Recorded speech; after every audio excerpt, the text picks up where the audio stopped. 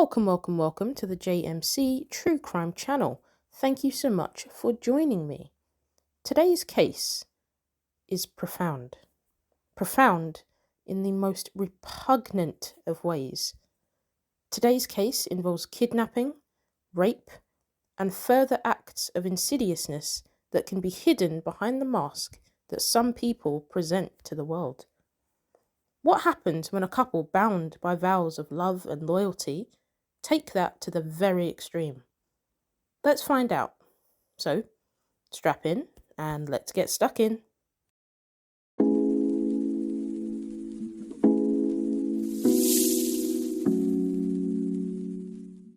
Colleen Stan is the focus of today's episode. Unfortunately, not much is known about her early life, and so we'll pick up from when she was the age of 20. And this was back in 1977. So, just to set the scene, Colleen was born and raised in Eugene, Oregon, and Eugene is a major city in the state of Oregon. It's in the Pacific Northwest. Eugene's official slogan is a great city for the arts and outdoors. It is also referred to as the Emerald City, so definitely appears to be a place where you can enjoy a whole host of different activities, kayaking, rafting, anything. One morning in May of 1977, it was one of Colleen's friend's birthdays, and so Colleen wanted to visit her. The only thing is, her friend lived in Westwood, California, which was 400 miles from Eugene, Oregon. Colleen didn't have her own means of transportation, and so hitchhiking was the way to go.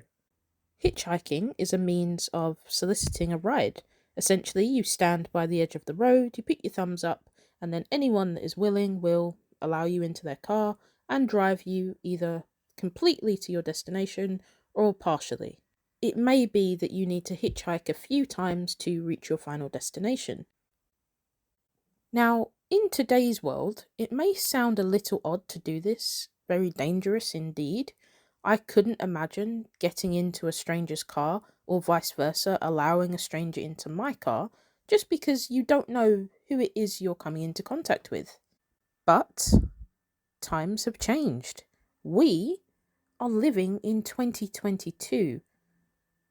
Colleen was 20 years old in 1977, and you need to bear in mind that that is the time period we're talking about here. Back then, things were just a lot more free-spirited, and Colleen shared that mindset. She walked onto the Interstate 5, also known as I-5, which is the main north-south interstate highway on the west coast of the US. Colleen was a frequent hitchhiker, so this was far from the first time she had done this. She felt very comfortable turning down a ride if she felt a little uneasy about the driver or anyone else that had been in the car. As it turns out, on this particular morning, Colleen had even declined 2 rides as she had felt a little bit uncomfortable with getting into the vehicles. So she continued to walk down the I-5 with her thumb pointing upwards, waiting for the right car to come. Colleen successfully hitchhiked all the way down to Red Bluff, which is a city in California, only about 50 miles from Westwood, which is where Colleen's friend lived. It was in Red Bluff, California, when a blue Dodge Colt pulled over with what appeared to be a young family inside, a man, a woman, and a young baby. Colleen felt comforted and felt safe, and so she gladly accepted their offer of a ride. It was only after Colleen had entered the vehicle that she began to feel deep discomfort. Something felt off. The married couple, Cameron and Janice Hooker, seemed harmless enough. But you know what they say about looks. Sadly, they can be deceiving.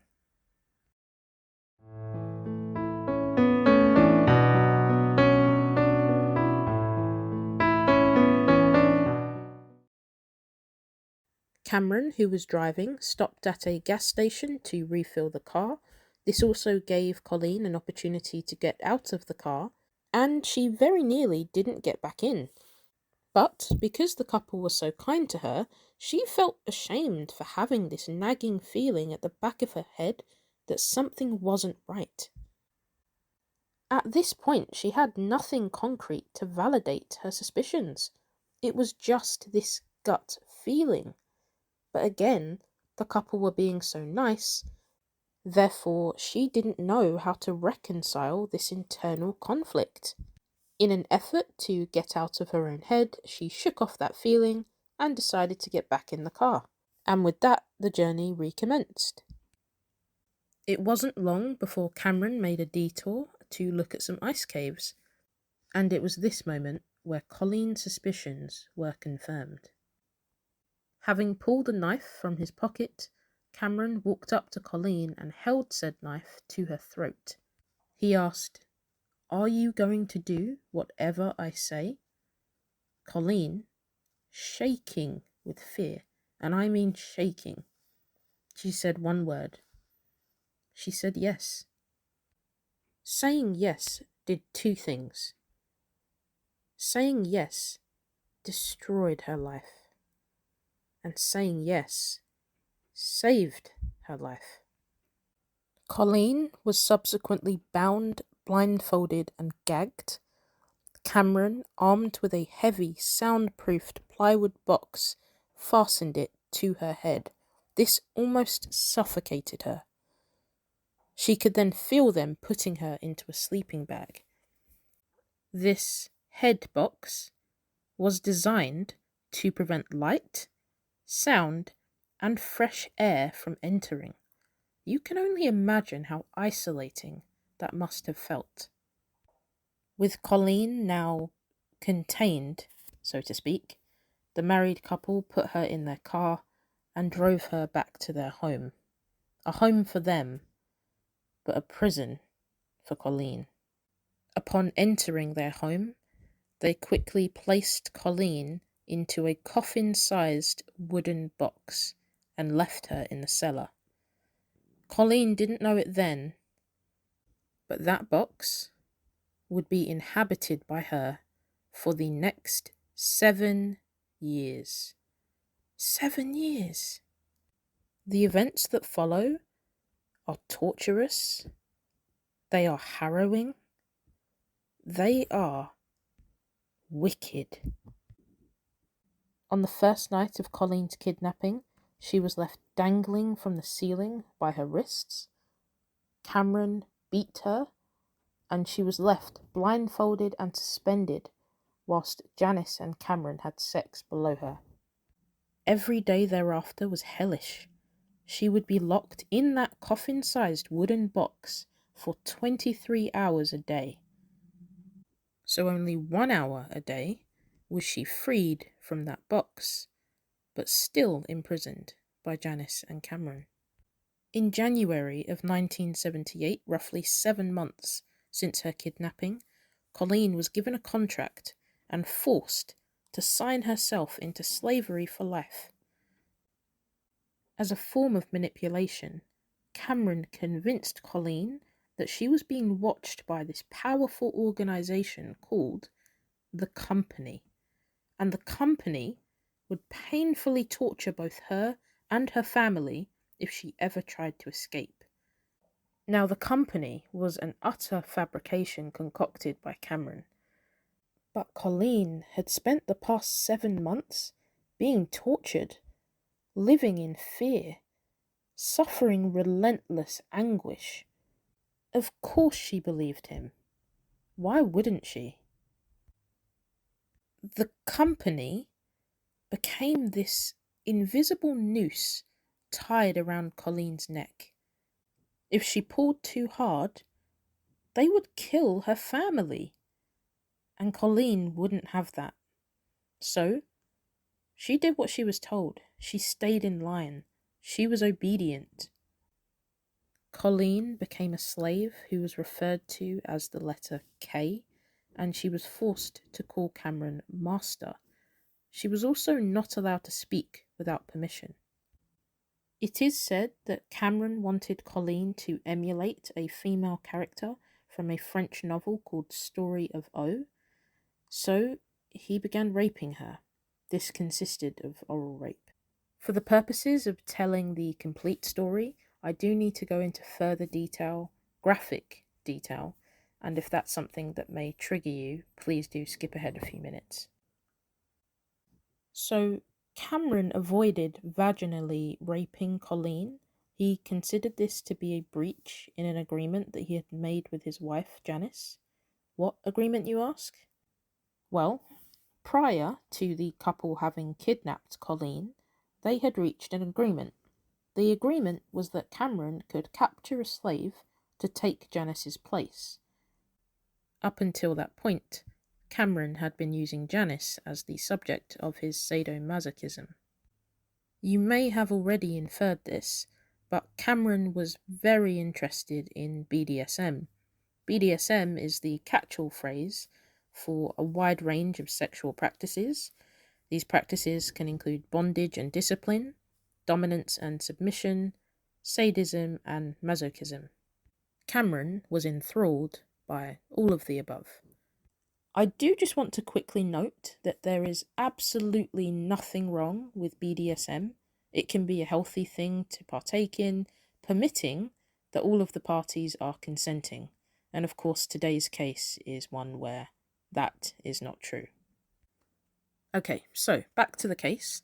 Cameron and Janice, they had this agreement where he could find a slave so he can act out his sexual fantasies, but there was a clause where he was not allowed to have penetrative sex, and this is the reason why Cameron didn't vaginally rape Colleen. At first.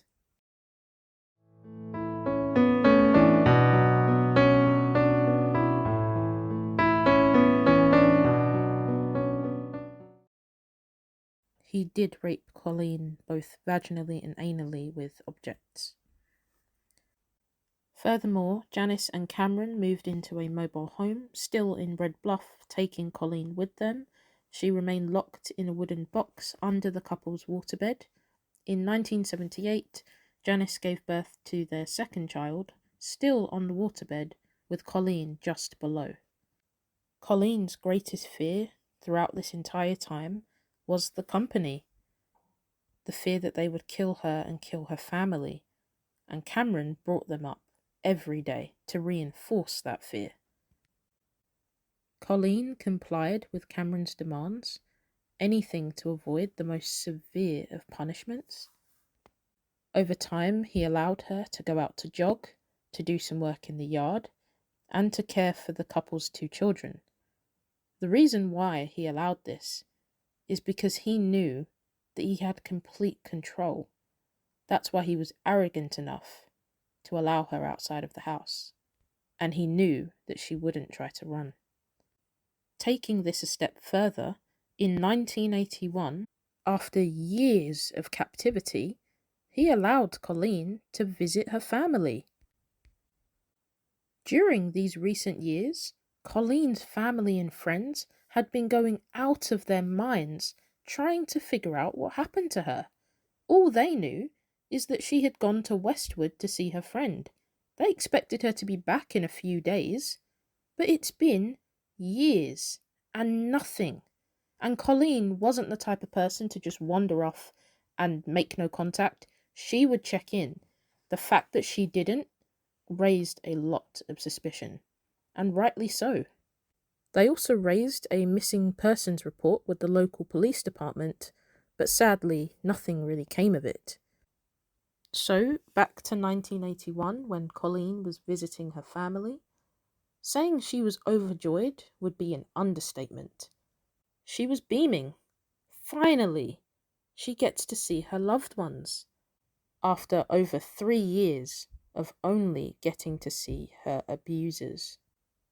Her family thought that she had joined a cult, given her absence over the years, and out of fear from the company, Colleen didn't reveal much about her life. And subsequently, her family didn't press much, as they didn't want to offend her. They believed that she had ran off back in 1977 from something they had said, and they didn't want to risk that happening again. Tragic all around, really. Cameron began to fear that he had given Colleen too much freedom, So he took her back to the mobile home where he locked her back into the wooden box for the next 3 years. When it came to bodily functions, she had a bedpan which she had to position underneath herself with her feet. At night, he would take her out of the box to feed and torture her. But when she was in the box, she was not allowed to make any noise and had to lie perfectly still for 23 hours at a time. She had very little air to breathe. During the summer, these conditions were particularly harsh on her, not that they weren't already, because the temperature in the box would rise to over 38 degrees Celsius. Can you imagine? She also had to sustain herself on scraps of food. In 1983, 6 years since Colleen had been kidnapped, Cameron allowed her to get a job as a maid at a motel. The reason why he did this is because he wanted Colleen to become his second wife, and this is when everything started to change, in particular for Janice. Per Janice's admission, the beginning of her relationship with Cameron was extremely similar to that of Colleen's. She too had been tortured, brainwashed, and degraded by him. She said the only way to survive this was to compartmentalize. In August of 1984, now 7 years since Colleen's captivity began, Janice confessed to Colleen that Cameron was not part of the company, although she did maintain that this organisation did exist. Nevertheless, hearing that Cameron was not part of the company was particularly freeing for Colleen, because that was the one thing that prevented her from even trying to escape. But now, that invisible noose, it's not there anymore. It's gone. And so was Colleen. Colleen went to the bus station and she called Cameron to tell him that she was going. His reaction was to burst into tears. Regardless, Colleen got on the bus and she went home. Her real home. In the months that followed, she didn't tell anyone what she had endured. She didn't contact the police. She didn't say anything. She resumed her day-to-day life. As a matter of fact, she even kept in contact with Cameron. Janice had requested that she give Cameron another chance to reform, and so she continued to call him to check in. Now, on the surface, this may sound a little odd. After all, this is a man that kidnapped her, beat her, raped her, abused her in so many different ways I don't know if I could even name them all. He is her abuser. But to Colleen, he's all she's known for the past 7 years. That was her life for so long. In a very backwards way, he's comfortable. He's familiar. He's almost safe. It definitely sounds like Colleen experienced what's known as Stockholm Syndrome. This is a condition where hostages develop a psychological bond with their captors during captivity. And Colleen had to spend so much time with her captors. It's certainly not unheard of for her to have developed a certain level of affinity towards them. So, we're in 1984. Colleen is living her quote-unquote regular life, and only 3 months later, Janice reports her husband to the police. She had gone to church to confess to her pastor, and he in turn encouraged her to confess to the police. When the police came to the house, she told them about an earlier victim, Marie Elizabeth Spinhacky, who hadn't been as compliant as Janice, so Cameron shot and killed her. Due to a lack of physical proof, there was no body to recover. No formal murder charges were brought. Cameron's trial began in 1985, and Janice testified against her husband in exchange for full immunity. Let's just pause for a second. What do you think about this? Did Janice deserve full immunity? If what she says is true about the origin of her relationship with Cameron, then she is absolutely a victim. But that doesn't mean she can't still be an abuser in Colleen's story. Let me know what you think in the comments if this is a fair ruling. Ultimately, Cameron was sentenced to consecutive prison terms totaling 104 years for sexual assaults, kidnapping, and using a knife in the process. In 2015, his request for parole was denied, and he'll be eligible for another hearing in 2030. My goodness, this case was heavy. All of the cases are heavy. In this case was heavy. This is my first survivor story that I've covered. And my goodness, she really did survive. If you want to talk about miracles, talk about this. The fact that she survived, not just the physical aspect, which was awful enough as it was, but the mental and emotional pain, abuse that she suffered. Colleen Stan, wherever you are, I just wish good things for you. I hope you are out there thriving. I hope you've been able to heal. I hope you're still healing. And I just wish good things for you. And thank you to everyone that has stuck around to listen. Your attention is much appreciated, as always. Be sure to follow us on Instagram. You can search us just under JMC True Crime. And I'll be catching you soon.